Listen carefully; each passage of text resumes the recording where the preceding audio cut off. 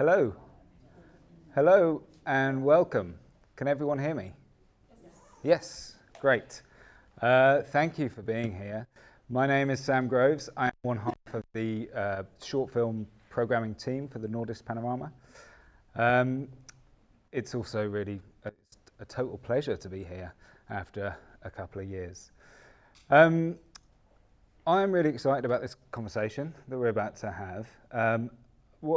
Just to tell you the format, what we're going to do. So Max and Axel are going to give us a bit of an introduction to their work, a bit of an overview, not delving too deep into things. And then we're going to have a bit of a conversation about some of the stuff that they've talked about and maybe some other stuff as well.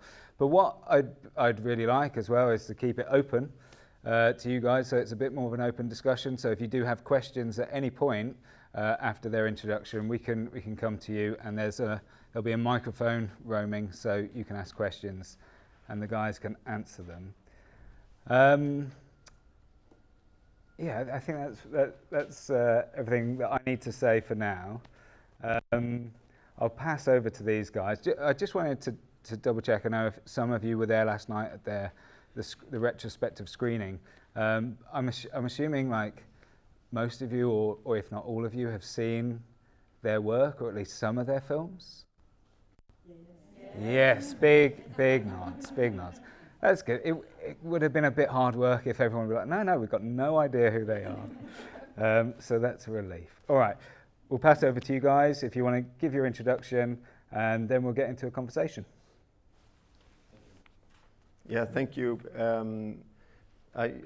I must say I feel both humble and a little scared that there's so many people here during this time of COVID. You're not used to this many people looking at you.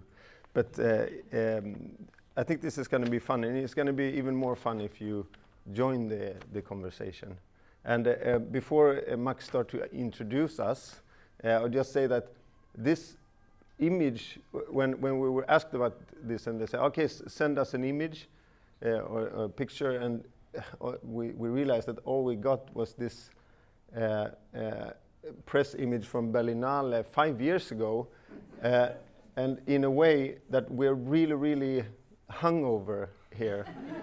So in a way it's representative. We're 5 years older now, but not as much hangover. So I guess it represents us pretty good. Yeah, if there's a photographer in the audience, we need new press photos. And we both went to the hairdresser 2 days ago, so it's the perfect moment. So my name is Maximilien Van Aertryck, and this is my colleague Axel Danielson, my partner. And we work both as directors and producers of our own projects. And so this Masterclass, or what we want to talk about, are also really focused on these two experiences, so both the directing part and the producing part, because they're so intertwined in everything we do.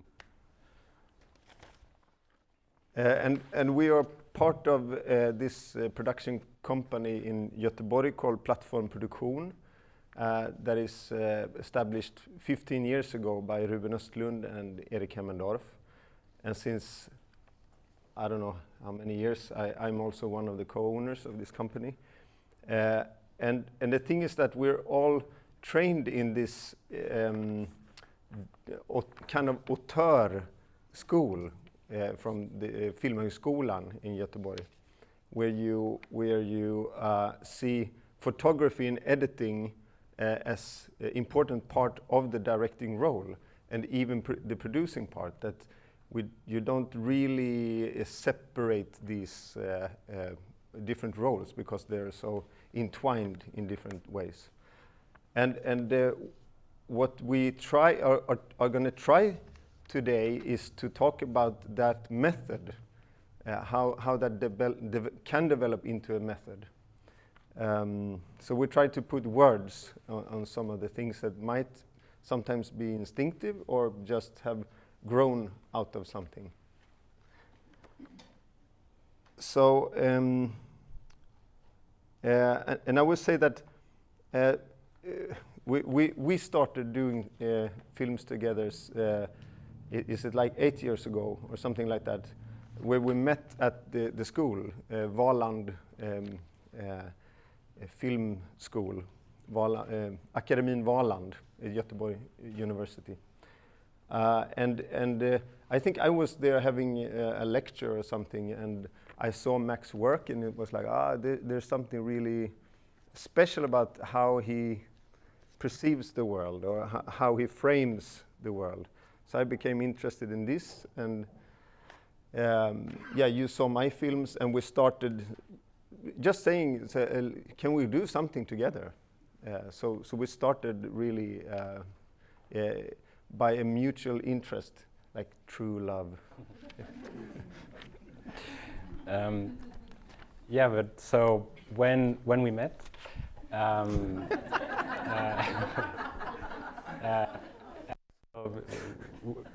we have 2 separate rooms here in the hotel, by the way. Axel had just pitched Hopptornet 10-meter tower for the first time, and was developing the idea still, and asked me, well, do you want to come on board and be one of the cinematographers? And I think that this was very much decisive for why our collaboration became so intense very rapidly, is that I think that after the first location scouting, you were like, why don't you become my co-director? And then I feel that, I think this was really important for both of us to be like, yeah, why not do that? And it felt so natural. And so we take on almost all the roles in production from that day on without really having formulated that for ourselves. It just happened to be like that. And of course, we have different strengths and weaknesses. And so we use them. And then there is no prestige in being like, okay, but I do more of the editing, so I want to be editor, or you do more of the producing, you want to be producer. We still just say it's a film by Axel and Max, and that works really well for us. So what we do is that we always start from an image. With all projects, all ideas start with an image, not an image inside the head, but an image that we observed in some way.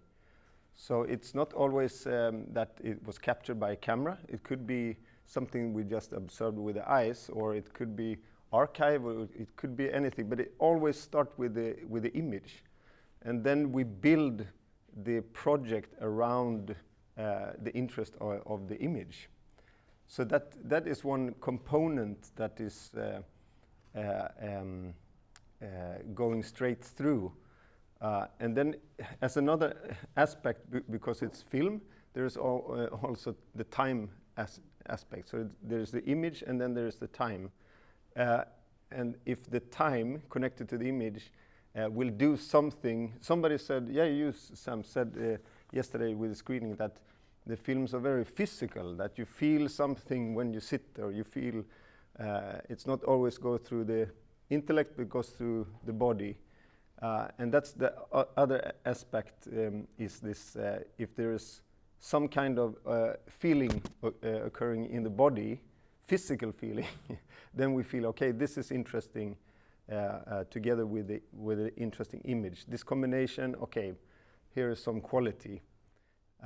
So we have how to say, we know pretty fast if there's a quality in an image or not, and this we share very much. Then it's not certain that if we feel, okay, this has a quality, that will end up in a project or end up in a film, but it's very much that kind of selecting process. If we know that we're going to spend all this time doing the films, because it takes a lot of, you invest so much when you decide to go through with a project. And conversely, if we always start with an image, also one of our driving forces can be to work against other images that we don't like, and where we want to produce those images that we feel are missing, or those that might not even exist yet, as seen through our perspective. So for example, just to exemplify it, Second Deputy Speaker, the film which is about a parliamentary ritual in the Swedish Parliament in 2014. The idea, not even for the film, but we had an idea of like, okay, politics and like political debates are portrayed in a way, it's almost like sports. And we were like, but this has to look different in reality. So why don't we just go to the parliament, ask if we can film there, and by doing that, we feel that maybe that is one place where we're going to find this image that is interesting us. And indeed, just by filming that and editing it in a way that went against the way it's usually portrayed on TV, I think this is where all of the humor and absurdity of that film comes from. Okay, so we're gonna stop boring you and show clips. But we're gonna start with a YouTube clip. We use YouTube a lot as reference. I would say that we use YouTube more as reference than other films, actually. That it's where you can find things that are, this thing that we're gonna watch now is called Girl's First Ski Jump. And that was actually okay, if we can do scenes that have this much energy and this much humanity in it, then we have, then we put like, okay, that's the, what do you call it, lever, the bar. Yep. If we can go at that level, we have achieved something. So let's look at this girl first ski jump. Okay. I'll do it. Well,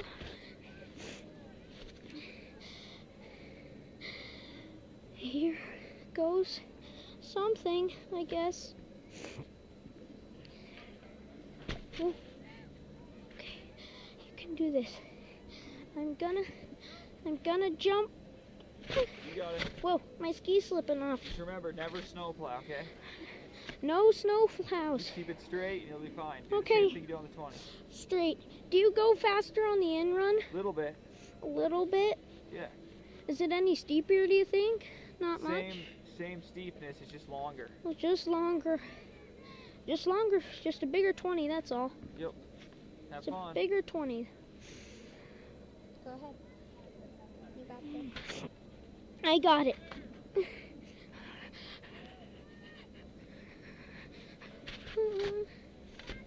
It's fine. You'll be fine. Okay. Here The longer you wait, you'll be more scared. I go.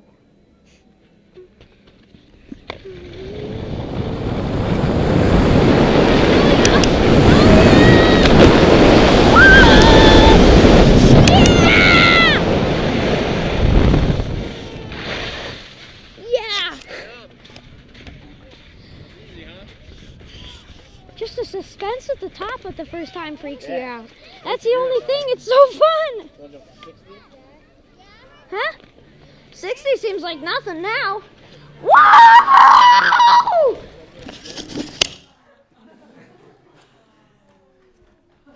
And this is a fantastic drama, and it contains this dilemma that should she do it? It seems really scary, and at the same time, if she doesn't do it, she will not overcome this feeling. So this little clip, and you don't even see her face, but you're still in this drama. So this kind of Aikido way of going with the image, you know, Aikido. It's like a it's like a Japanese martial art where you, instead of going against people, you follow the force of the other one, of your opponent. So it's a little bit the same, that don't fight the force of the images. If the images have this force, we like to go with that and treat it as careful as possible. Yeah, so as you might have guessed, this was inspiration for the film 10 Meter Tower, because yeah, it contains so much of human doubt, and then that was, like Axel said before, that was the bar we wanted to achieve. So we looked at this clip over and over and like, is it there or not? I think something that's very important also in the way that we are approaching films such as 10 Meter Tower is that from the beginning we were looking at it as a study rather than a film. And this, even if it might seem like just a different word, a different concept for us, it was very important because such a high percentage of making the film was actually finding this, we call it water hole, like in the desert when there is a patch of water, and you know that if you look at this water hole, there is going to be animals coming and drinking, so you're going to film something interesting. And the diving board became this water hole. It's like if we point all the cameras there and all the microphones are there, and we know that people are going to be in doubt because they have to take this decision, then within this tight image, everything should happen, everything will happen. So everything in the work was identifying the water hole, putting the frame, knowing where the camera should be pointed at. And that came very much from this method we have of seeing it as a study, where you want to capture something human and where you also don't know the result yet exactly of what you're about to capture. I think we should jump a little Yeah. further down. But let's, yeah, we're really bad at talking short. But okay, so the discussion is always like, okay, is there equality in this image or not? We almost talk about it as hunting, that we go out and hunt this material, and the goal is to, when you are in the room and with the camera, you must feel, is the quality there or not?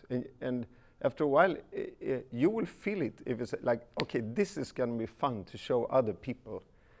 This is something this is an image I've not seen before. This is something that it almost like,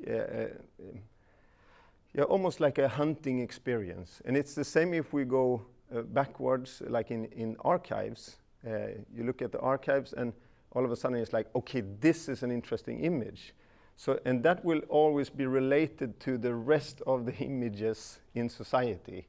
So our interest in how images are used in society that's huge. It's a huge interest, and I would say for all of Plattform, we discuss this all the time. How is things in society conveyed and portrayed with images, and how can we make our images in opposition to this or in a dialogue with this? So we want to show, maybe you have something else to... No, I just wanted to introduce the next. Yes. Yeah. So the next, just to give some quick context, that is actually, it was an image that wasn't an image, but then we found it. We read in The Guardian, this is 5 or 6 years ago, just a very short blurb that someone had seen some video of some soldiers of the Islamic State. Basically, someone had seen the raw footage of soldiers of the Islamic State recording a propaganda film. And as soon as we read that and knew that it existed, we involved all the resources that we had to, like, okay, we have to find this. And through contacting different universities, and finally there was a researcher in the US who was, yeah, I'm into these Telegram channels and I have this clip. And so we unearthed it, sent it to a translator, and yeah, we want to show you 2 minutes of that. So this is going to be part of a feature-length documentary that we're working on called Broadcast. And it's about the camera, the development of the camera, and how we as humans are interacting with the camera, both in front and behind, and the emerging use of the camera to get us to almost have lengthen our eyes from our bodies to all over the world. يلا عيد يا اخي هذا مال الرابق هذا الحين كذا مال كان اريحيه كل مكان امور طيبه خلوا عاديه. السلام عليكم كيف حالكم تقبل الله منا منكم. يلا خلاص 1 2 3. السلام عليكم ورحمه الله وبركاته. طيب ان شاء الله. صالح الاعمال. عادي تقبل الله مسامح ان شاء الله غفر الله منكم ان شاء الله. الله يخليكم صالح اعمال وغفر الله. طيبين ان شاء الله صحه وسلامه. منا منكم صالح اعمال الله. حيا الله الشيخ تقبل الله منكم صالح اعمال ان شاء الله. منكم صالح اعمال لكم. تقبل الله منكم صالح اعمال ان شاء الله. استريح استريح.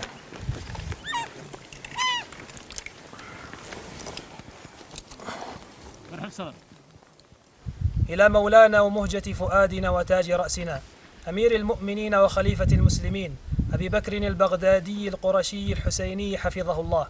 نزف إليكم أزكى التحايا ونزف إليكم أزكى أخي نسيتها. عيد من نفس هذا المكان. نزف إليكم بدون ابتسامات. اللي هي أصلا لا زفة أصلا زفة. لا حق واحد بيضحك. عشان انت لورا تمام. ها؟ ارجع لورا شويه. شوك وراك انت. الشوص القى تمام انا عصفت.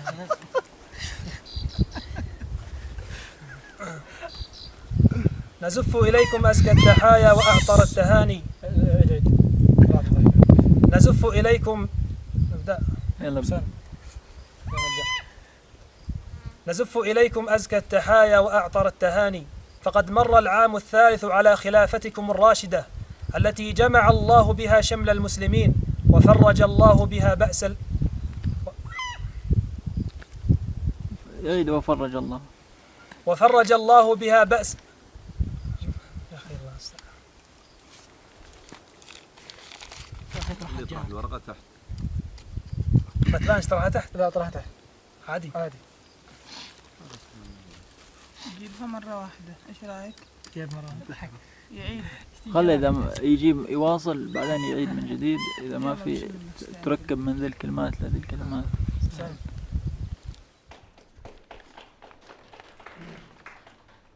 So for us, this is also like really fantastic counter image of what we're used to see, how these type of persons are portrayed. And it's interesting that both ISIS and our Western media want these persons to be in a certain way. So it's only when there is leaked material that we can see that, well, I could have a beer with those guys once, maybe, and then not live, I don't know. But you can see some totally other sides of these persons. And the backstory is also that, which is really interesting, is that Al-Qaeda and Islamic State fight. So Al-Qaeda rushed ISIS camp and got hold of these hard drives with this material and choose to publish it on certain parts of it to discredit the Islamic State. So they knew that, okay, if this comes out, they will, it's like ISIS bloopers. And it's just very interesting that we are with these so small channels of the roles that we are given in this media society. Yes? Another very important part of the way we work is to build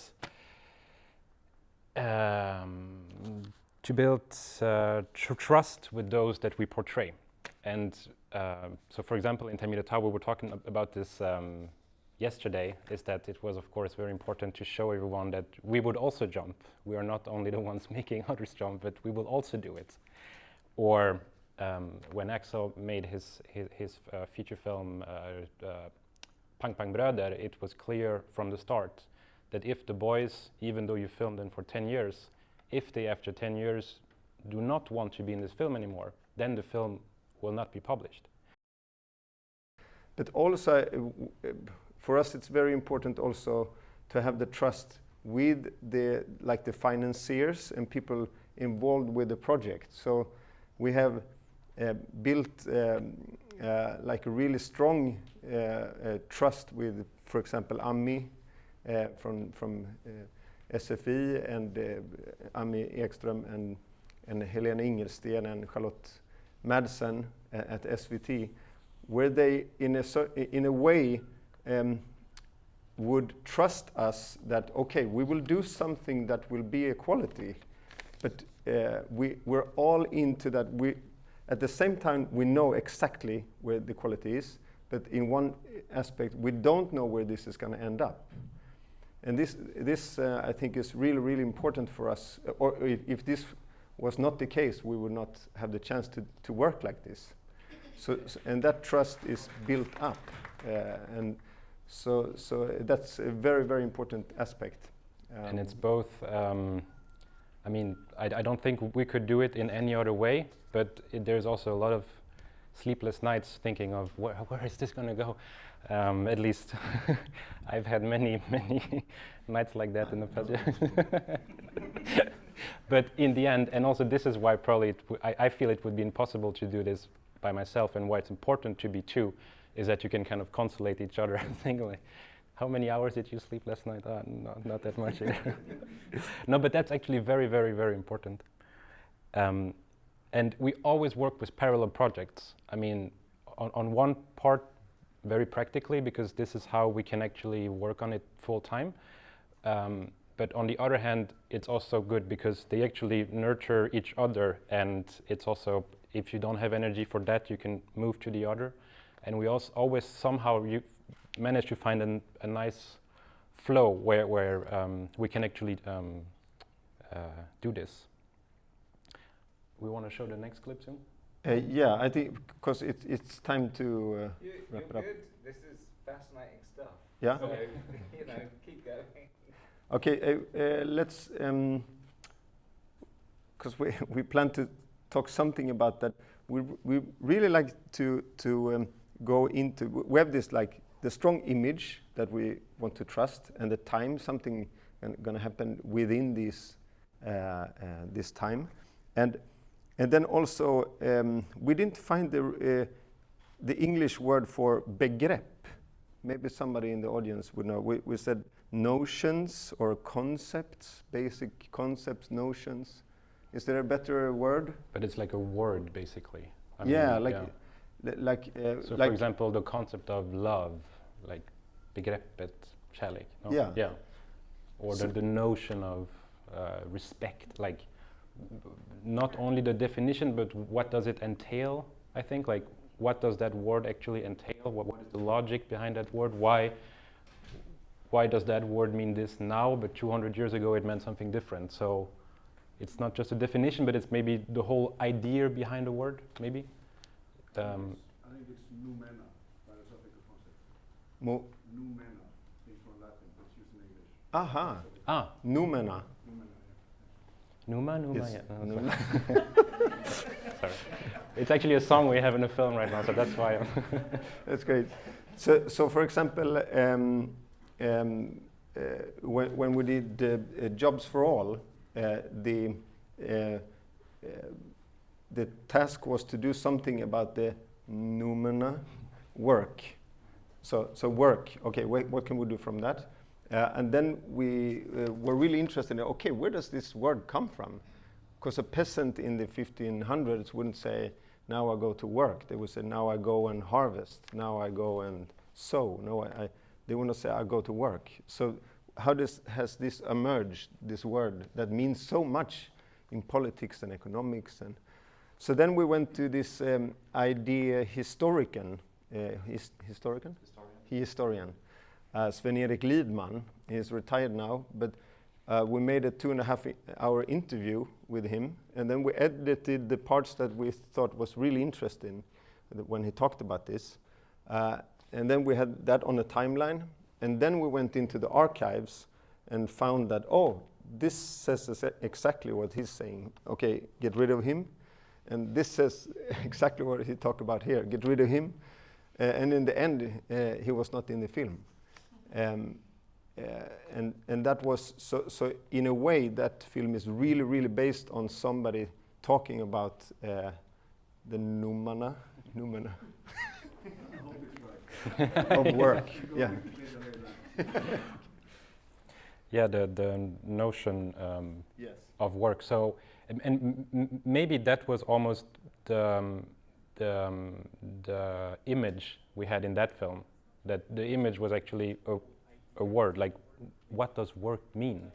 And immediately when we started talking to Sven-Erik Diemann, and when he said that in all languages, if you go back to the root of work, it's something, it's like a penalty, it's something painful. It's like, oh, I have to work. Like it's what you have to do.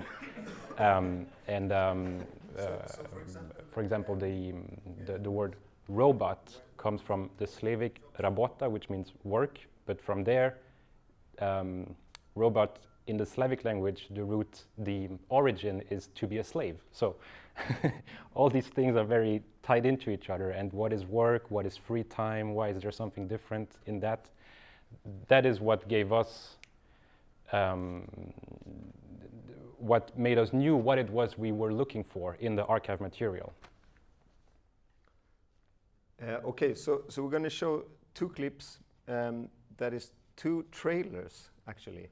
Not for our work, but for other interests' work.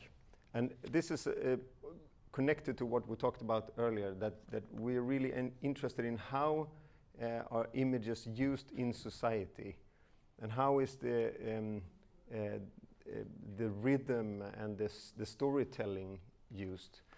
So we study this a lot. Not like study in school, but we're really interested in this and seize this and talk about this. And these two are also going to be in a broadcast. And we can talk about it afterwards, no? Yeah, well, should we maybe say what it is? Yeah. Yeah, and why they are, and why they should be watched like one after the other. So the first one is a trailer from the Islamic State. For basically it's like, or it's in the form of a movie trailer, as you will see, but it's like a propaganda video that they published on a lot of online platforms to sort of, like entice young people to come and join them. And the second one is a trailer for the 2020 election night on CNN. And we find it interesting to look at both of them because there's a lot of similarities.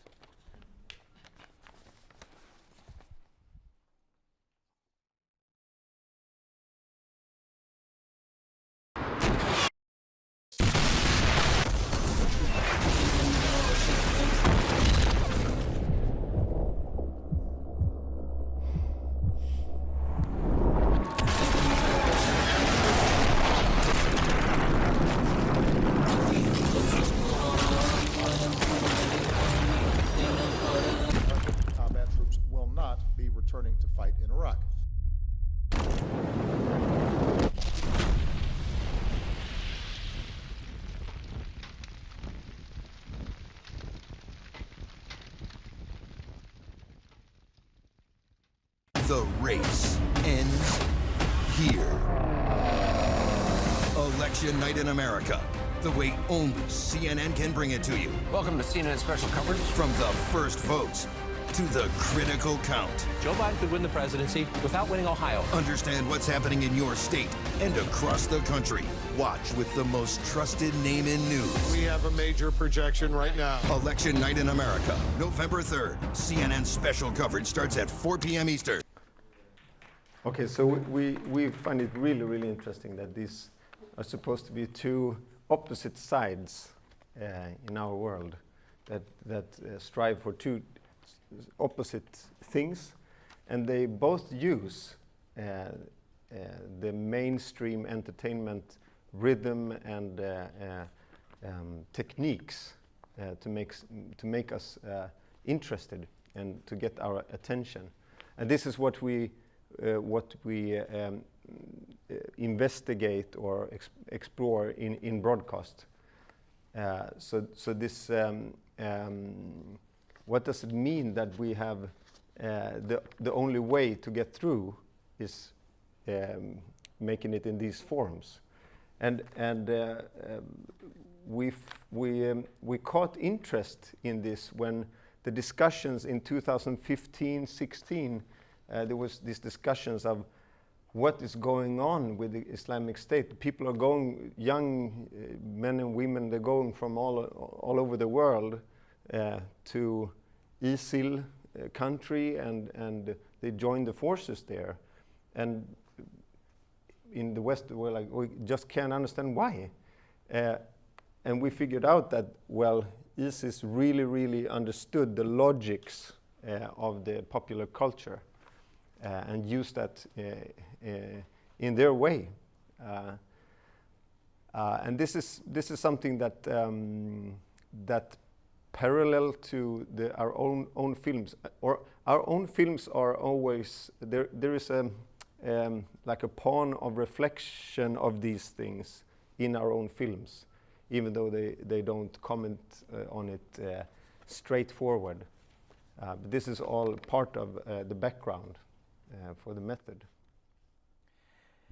And lastly, maybe before you can join Sam, we also have kind of like a mindset that every chance that is given to us, we take it. And that is something that makes us be able to be active in different platforms, different stages, different scenes. So for example, when the Modern Museum of Finland wanted to buy 10-meter tower, well, of course. And then they asked, how many copies exist of this film? And like, okay, we called some artists. Well, usually there's 5 copies. There's 5 copies. And then we were like so scared because the film was going on New York Times like 2 days later, and like, oh my, maybe we are making something illegal here. And the art world price is gonna drop. So we don't understand, but we just say sure and play by the rules of every different scene. Or for example, when we did the Oscars campaign for 10-meter tower, it was also, I mean, we talked about it this morning. It was we almost did it because we wanted to have had that experience without thinking, I mean, could you say without taking it too seriously maybe, but at the same time, of course, very seriously, but also sort of knowing that, okay, this is something very different that we, of course, or that we hadn't thought about, but we will do it because we know that something good is going to come out of it no matter what happens, and approach that as any other almost film project that we would have done. I think that's that's a strength that the platform have, is that we always look on those goals. You put the goals very high, but you also look at it as a scene where you like, okay, let's aim for that, and then we try to see the logics of that scene. If it's the Cannes Festival, Film Festival, or if it's not like, oh, there's something unachievable that let's just do our best and hope to pray to the gods, and it's like, okay, what's that scene?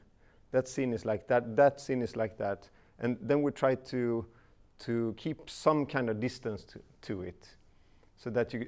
So the Oscars campaign was. I mean, if you don't laugh at it in a way, you will also get like crushed by, because it's such a circus. So I mean.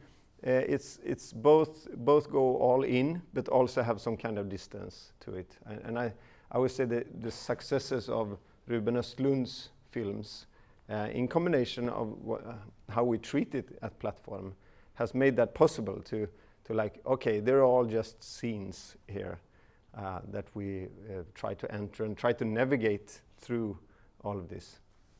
Does that make sense? Yeah. Should we stop here? Yeah. Yeah. Okay. That was great, by the way. really interesting stuff. I'll kickstart us off with a couple of questions, and then we'll open it out and see if there's any questions in the room. I guess there's a couple of things I'm particularly interested in. One of them is I feel like most of your films, there's a real interest in people's behaviour and this kind of anthropological aspect to them. And I just wondered if you could touch upon that and where did that come from? Was that something that you were always interested in? And I wondered if you talked about each film starts with an image. Do you are you walking around, do you keep diaries? Are you kind of taking photos of things? Are you documenting stuff day to day, which then inspires you to make these films? I would say, I mean, if you would run through the message threads in our telephones, and with also other of our colleagues, there is a lot of have you seen this clip, or look at this image, or there's a poster of this, or there's a lot of how to say, gossip of imagery of the world. More of that than of people and people that we know. It's like, it's like, so there's a lot of that going on. So I would say that the notes can be found in the messenger threads, actually. And about the anthropological interest, I was thinking about this now. For example, if you look at this CNN trailer for election night, I mean, I can see that without laughing out loud, but at the same time I feel very sad, because I feel that is a way of sort of conveying who we are as humans, that I disagree so much, and I feel that it has such negative effects that it makes us want to rectify that as much as we can. And so when I see the images in Second Deputy Speaker, even if they are funny and also absurd, and maybe there is even some part of it that you are, I mean, not laughing at the people, but laughing at the way it's being portrayed, I still feel that this humor is bringing you actually closer to the human experience than this one. And I think that the anthropological interest is in opposition to what other images are doing. Okay. I think also in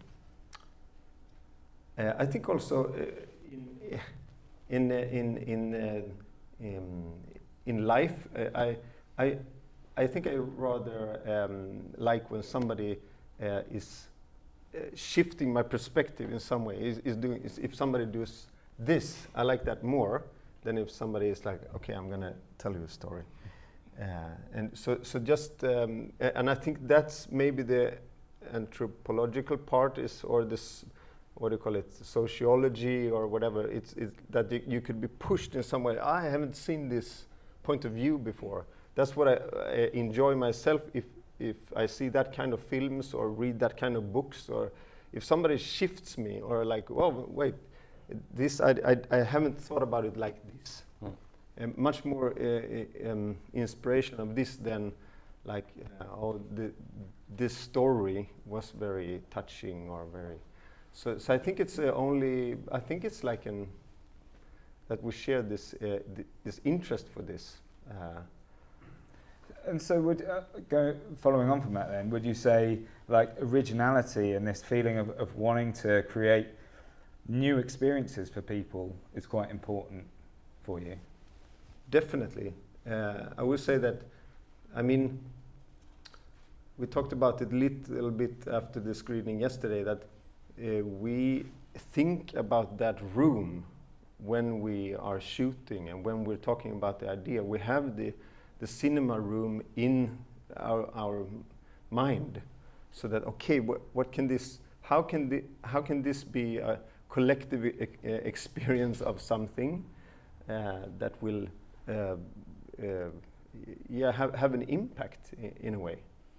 And I mean, some do that with a very touching story.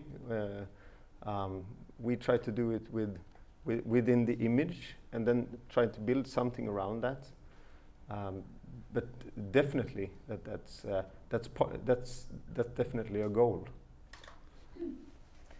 So thinking about the room, then, I was thinking about your films.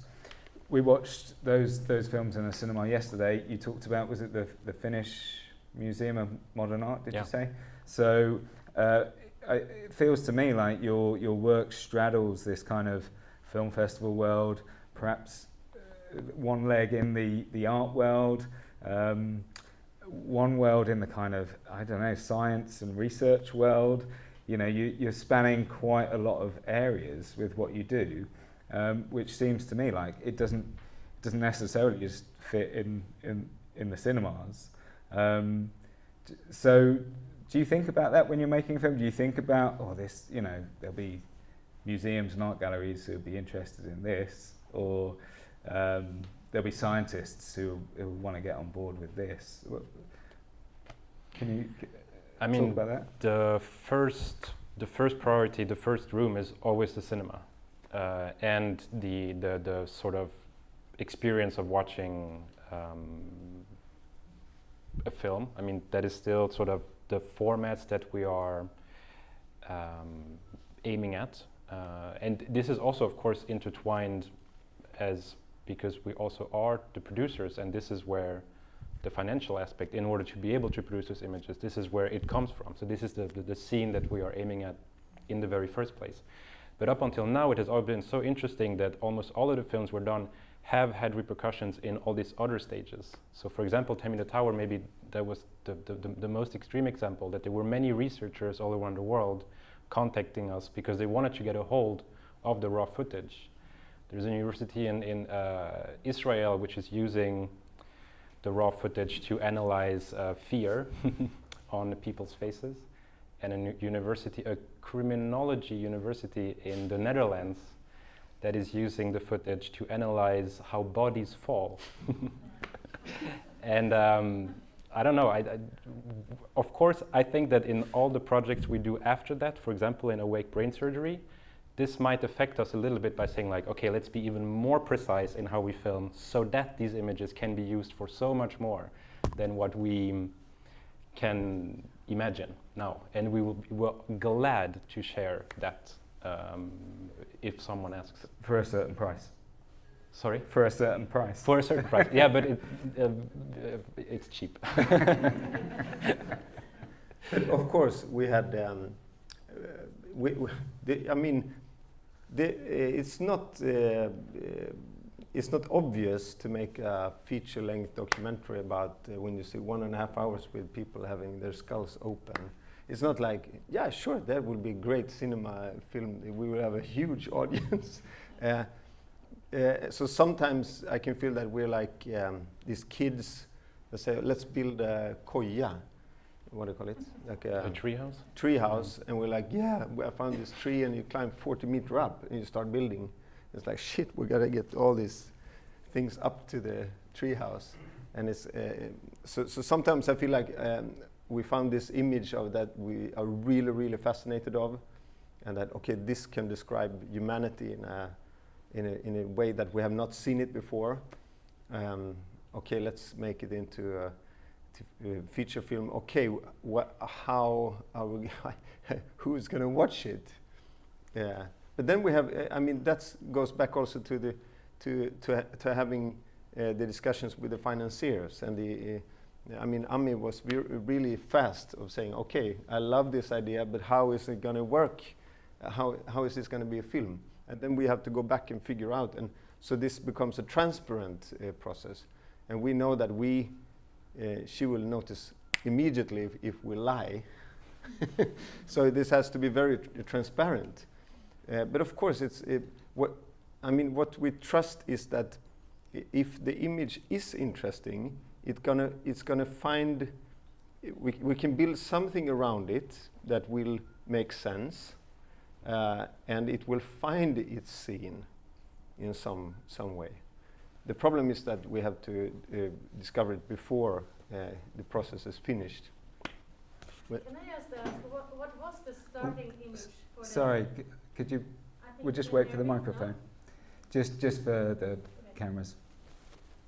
I just didn't catch, what was the starting image for the open brain surgery and where did you find it? Yeah, that's a good question, because it's a good example. It's actually, we got in contact with, what's his name? He's a Swedish poet and psychoanalyst called, I'll have the name later. He was writing an essay where he wrote about a Slovenian opera singer doing awake brain surgery, singing opera. And we were like, oh my God. And he referred to it as a clip, as a video clip. We have it here if you want. Yes, we can watch it, because we bought the material. And that, just reading about it, we were like, we must see that image. That's fantastic. I mean, and then we did the research, we found it, we got hold of it, and we watched it, and we were like, this is incredible. Okay, we don't want to make a film about him, but what if we can gather many human experiences where this is one part of it. And where this is the water hole, it's this bed in the surgical operation. Let's watch it. Yeah, let's watch the clip because it's very moving. Can you tell me a story about how you came to the Netherlands? Yeah. I wanted to study art. Wait a minute. That's perfect. That's me. That's me. Okay. You want to study? Go on. I wanted to study, so I actually wanted to go to England. Again? I'm sorry. I'm the reason for that, okay? Don't worry about it. To England, but then it was too expensive. So... With always... Well, because at the time we were... Old area. That's good. Keep going. Keep going. We were not in EU, so we were considered over... Again, and it's... What did you feel? I felt like a pool on my left side. Top heel naar links. Top heel naar links. En naar beneden. Ja. Ik wil het duidelijk zien. Sollst meinen Tritt nicht hören, sachte, sachte die Türe zu. Schreib ihm vorübergehen ans Tor dir gute Nacht, damit du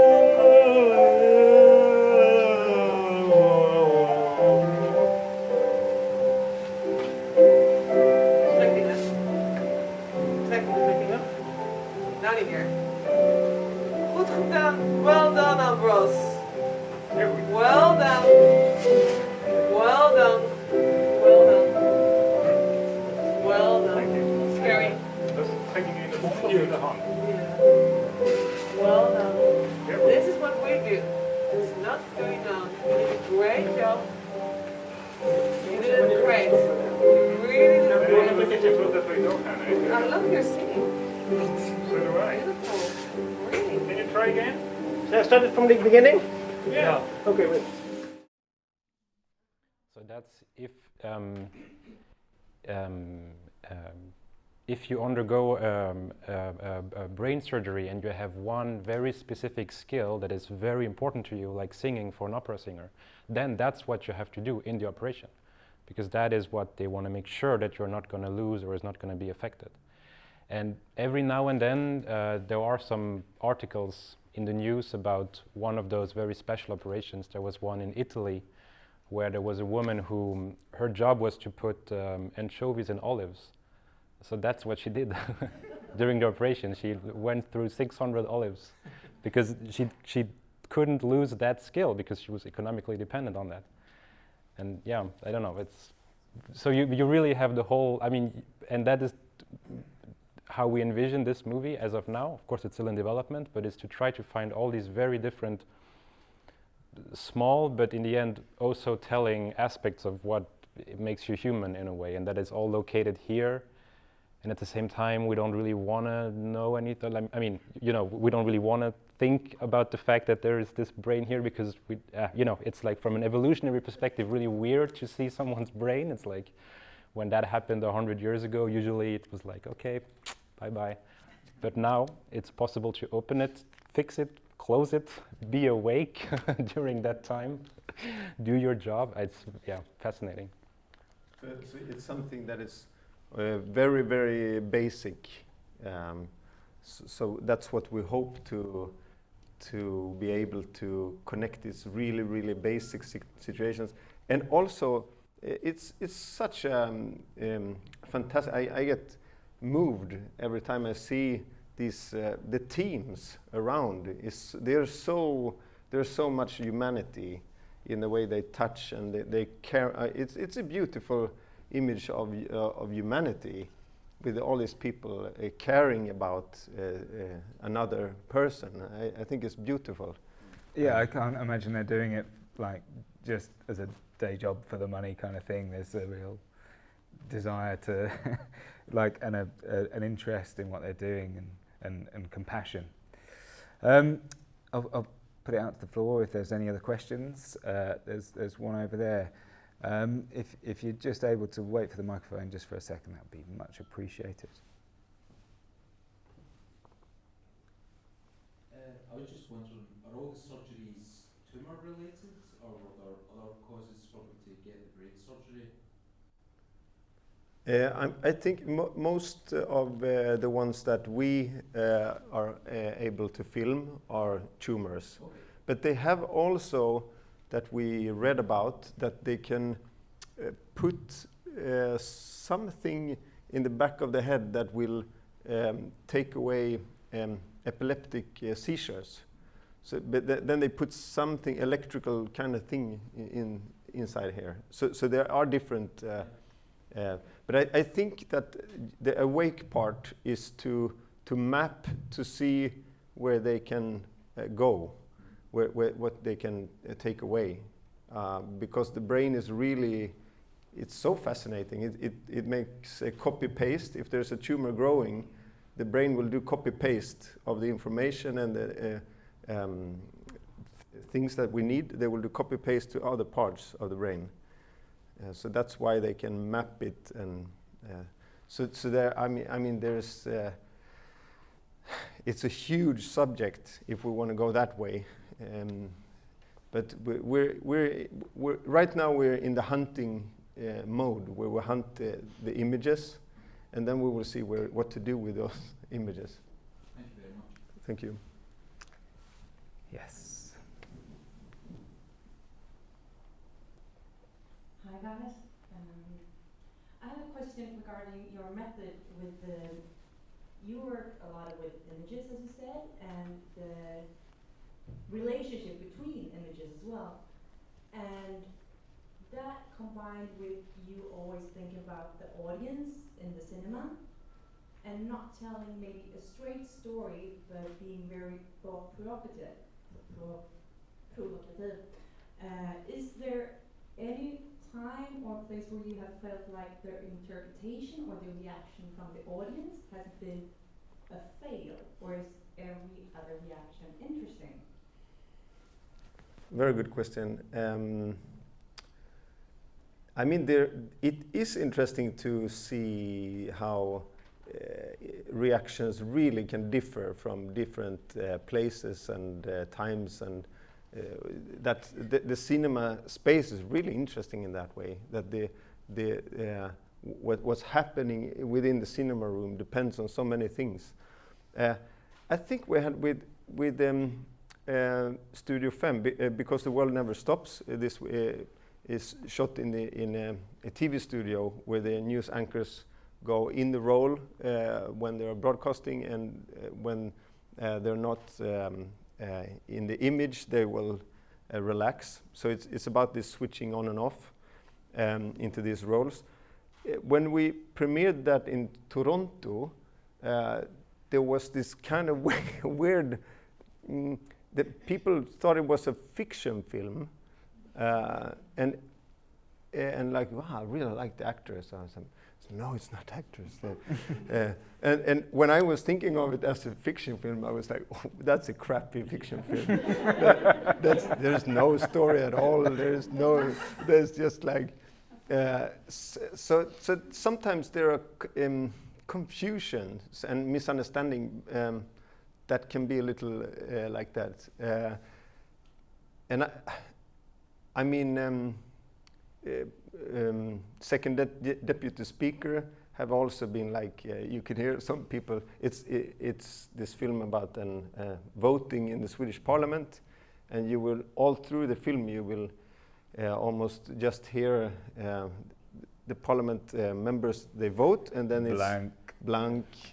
And blank. Yeah, and we've been to screenings where some people are like, what the fuck, come on, get to the point. You want to say like, this is the point. So I mean, but even that is, of course, a good reaction in our eyes. But then I will also say that it's not like that every reaction, even if it's like, I mean, of course, we know when we fail, and that hurts. But you cannot turn any reaction into a good reaction, of course. Yeah. Just on that, on failure, because I was just thinking when you were talking about trust, that's a big part of your work, getting people to trust what you do, whether they're appearing in your films or if it's financiers to trust your projects. Trust comes about because of success, generally, on the whole. It's difficult to get people to trust you with lots of failures. You can come up with a project and say, this is what we want to do. Okay, all of our other projects have failed. We want you to support that. I was interested in like those failures that you might have felt like you've had and how they've impacted you and your work, and perhaps how people have supported you. If you've had any failures. Yes, of course.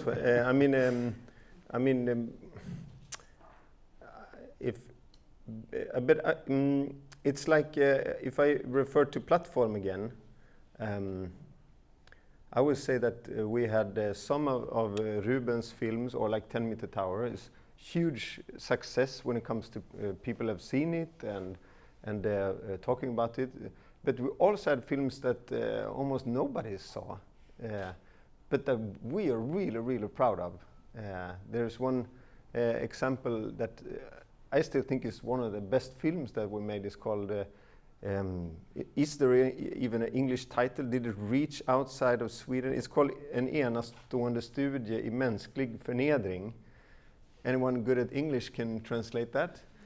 It's like a unique study in human humiliation. Astonishing study in human humiliation. Yes. I don't even know the English title because it didn't reach out outside of Sweden. And it's shot with this Nokia 33, it's these first small phones with 500 dots in the phone. It looks like crap. And it's a fantastic film about one colleague that is no longer on Plattform, called Patrik Eriksson, and his struggle for love, finding love. And Ruben starts filming him, and then all of a sudden we're all filming him in this struggle. I think it's a fantastic film it's another point of view of male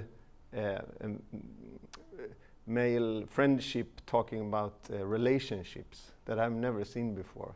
Fantastic film, but I think maybe 250 people saw it. No, I don't know. It was very, very few people. So that is that would be a failure, but it's still, in our eyes, it's something really, really good. We made films that didn't reach out, but we can still. So the failure. There was one last bullet point, or one bullet point that we didn't take up. That is that we don't finish the films until they are really done. That when we feel like Now this is the best we absolutely can do. And that can be a pain in the ass for the financiers, for the post-production companies, for everyone, even for us. But it's really important to like, okay, but we can do it one more lap, to have this almost obsession with this. And if you go through with that, if that means like, okay, we have to cut one more year, okay, where will we get the money from that? Well, we don't, but we do it. And you know, this stubbornness that makes you, when you deliver the film, it can only be a failure on a certain level. Does that make sense?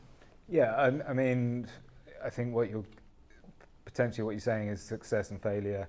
It's all relative. Yeah. So yeah.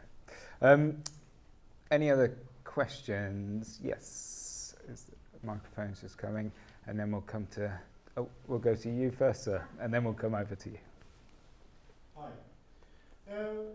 If you make projects, get different creative, you see different creative ways to go. How do you resolve them? Because you're working so tightly together. Arm wrestle. Yeah, well, it actually, I mean, even if we can disagree on certain things, I think we never disagree on any creative,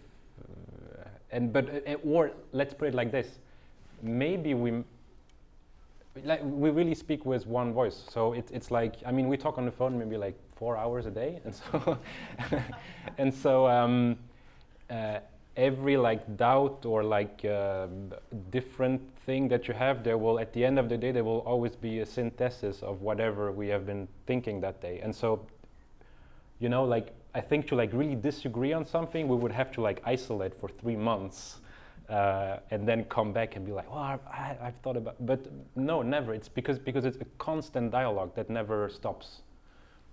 I would also say that that sometimes you try an idea, like, okay, what if we do this? And then you would feel if the other one is coming back to that idea and again and again and again. So if there's something really strong, it's like a relationship in a way, that if somebody feeling, but this is really, really important. Okay, then I will try to even more to see it that way. And some things are very fast resolved. So it becomes like some things, yeah, it's really, suggestions come every day, and some will be stronger. It will, destillera, distill out which ideas that are strong and not. Yeah, it's kind of unique to, you know, they're thinking about all the filmmakers I know and come across, and those duos and partnerships that people have had. They have them for a little bit, and eventually they go their own ways. But to still be doing what you're doing after 7-8 years and still be so in sync is quite impressive, really. Yeah, but we were also talking the other day that I discovered this one album from Pink Floyd called Umaguma. And I really wanted to know, what does this word mean? So I went on the Wikipedia article, and there was this interesting backstory that it was the album where they hated each other so much that they say, okay, each and one of the band groups is going to have one side of the LP where you decide everything. And you're like, this is a brilliant way of keeping the band together. So maybe one day there will be the first half hour me, the second half hour. Yeah, we might pick up on that, I suspect, yeah. If we could just come to this lady at the front here.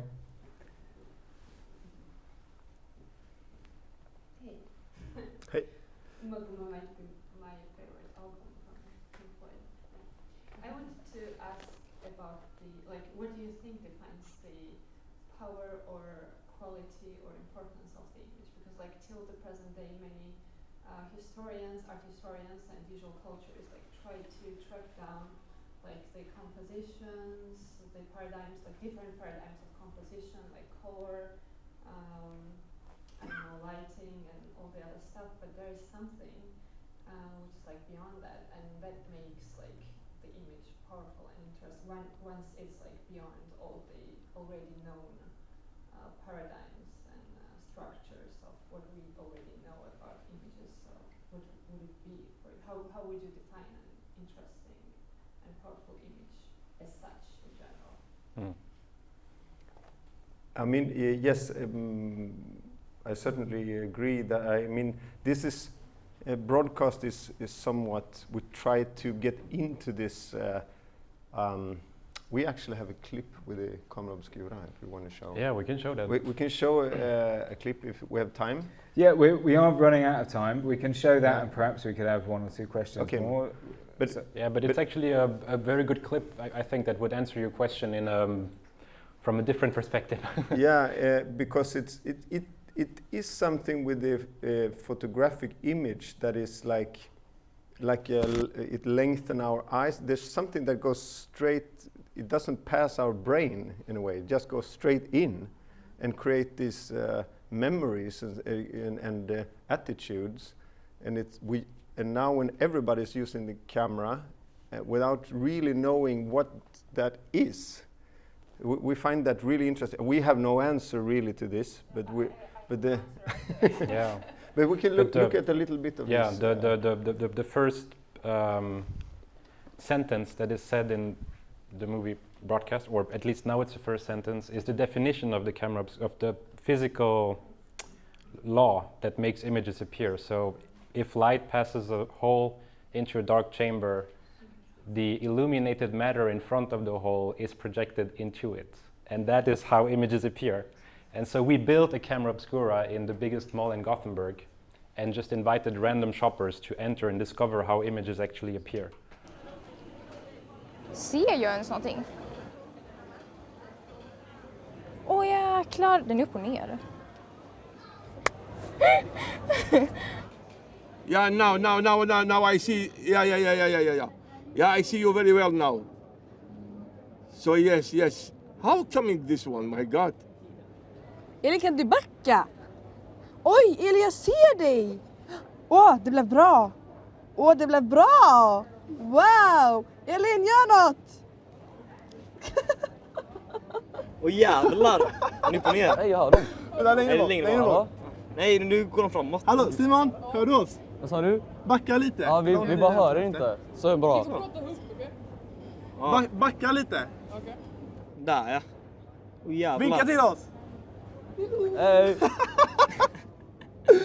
Hur fan fungerar det här då? Inside my eyes it's like that. Yes, inside the eyes it's like this, and then our brain, our human brain, turn the image around. Oh my God! So it's the same in the camera. Oh my God! Men vad är det som gör så att bilder kommer upp? Vad sa du? Vad är det som gör så att bilder kommer upp här? Det är liksom ljuset. Alltså det är bara häftigt. Det är ett naturfenomen. Det är svinhäftigt ju. Och det är det som gör att vi överhuvudtaget kan ta bilder. Ja. Det är bara att människan har kommit på ett sätt att spara den här bilden. Så det här är grunden till hur alla kameror funkar? Till alla kameror och all fotografisk bild. Science bitch. Vad säger så?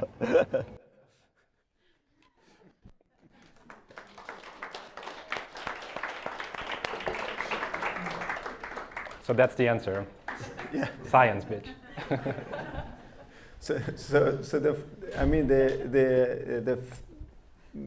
human part of this is that we use the camera every day, but we really don't know what it is.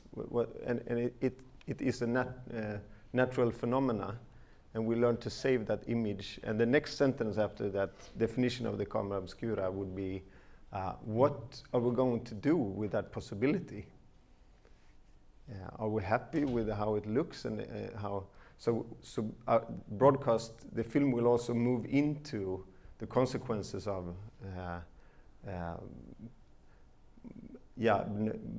not having this as a subject in school, for example, and all of these things. That the effect that we see now in society of this is huge, both in a good way and a scary way. Okay, we are running out of time, but does anyone have any last questions at all? Yes, this gentleman at the front.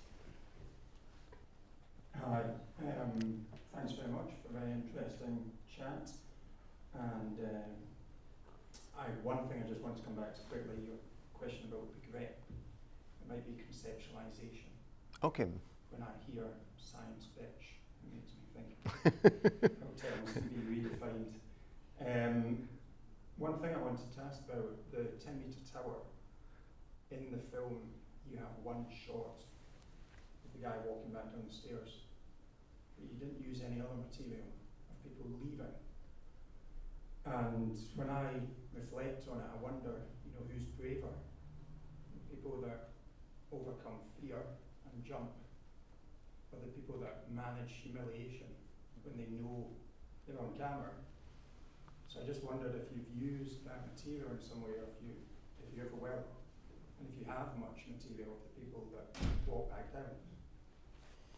Yeah, I mean that's a good observation, and it goes. I mean it's actually that's why we choose that in the end, and also to have that one shot and have it all from the from the top all the way. It's a very long shot without anybody saying anything, and I mean it's a huge humiliation, and all these cameras and audience and all of this. I mean, we wanted to have that at one point in the film, and you can say that all participants have all the material and all angles, so we could choose it like a TV studio editing almost. Everything was in every angle for every participant, we really thought that was the strongest part, to have that climbing down uncut in at one point in the film. But neither of you climbed down. Neither of you climbed down. You chose sides. And you jumped. Yeah. I both jumped and climbed down.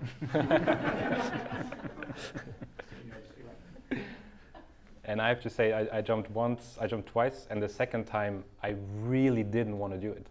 I mean, it's the only time maybe in my life I took a decision against my will, and like being in the air and being like, okay, this is it. I mean, it was so scary. The second time? Yeah.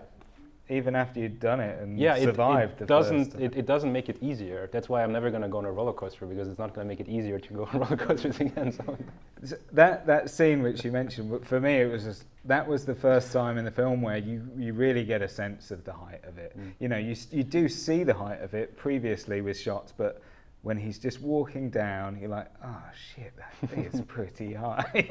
Yeah, you understand why people are so apprehensive about jumping. Yeah. Any last question at all? We've probably got time for one more. No? Okay, well look, it's been fascinating hearing from you today. It's been a real privilege and a pleasure showing your films yesterday and chatting to you. I think your work is just fantastic. Long may it continue. When can we expect to see these two films that you've talked about today? Broadcast, I think you will see next year. And Awake Brain Surgery, I don't know. It really depends how the development is going to go. But I can say that we're working on a third project also, which we have started developing, which is kind of going to be the part 2 of Jobs for All. Also archive-based. At least that is where we start. And maybe we can reveal the image that is behind this. If you look up on Wikipedia, in the 70s in Sweden, there was something called löntagarfonderna, which was happening. And the image that made us want to do this film is there was huge demonstrations kind of against a law that wanted to achieve a more economic, democratic society. And so in Sweden there were huge demonstrations against that. And in the demonstrations it's always people in suit and tie saying no. And that image is kind of the image that is. And the women have fur. And this. And it's the first time they go demonstrate. That's a fantastic image, to have this very, very angry, well-off people saying like, this is the limit, we don't cross this limit. And so that's one of the images. Another image is something that we stumbled on during the look in the archives of SVT for Jobs for All, where you can see right-wing politicians in the 70s. They all smoke pipe. They're like in the TV studio or wherever they shoot it, and you have this the Conservative Party, the leader of the Conservative Party, is sitting and saying, well, in time, of course, we need to have some kind of economic democracy also. We cannot have only parliamentary democracy. We must also look upon the economic democracy in society. So this is really interesting, that how society shifts from one side to the other, so that you could have the Conservative Party leaders saying this thing. What were the discussions in that society? And then maybe we want to take these clips and to confront nowadays politicians with this. So this is something in development. Yeah. Okay, so we've got lots to look forward to, and I would imagine that all of these films combine all of those aspects that you do bring in, that kind of uncomfortableness, awkwardness, that kind of edginess, and ultimately the humour that you draw out of situations. It's a really beautiful combination of feelings you get when you're watching those films, and I'm sure we'll be feeling all of those things when we see them. Massive thank you to you both, really appreciate it. Thank you.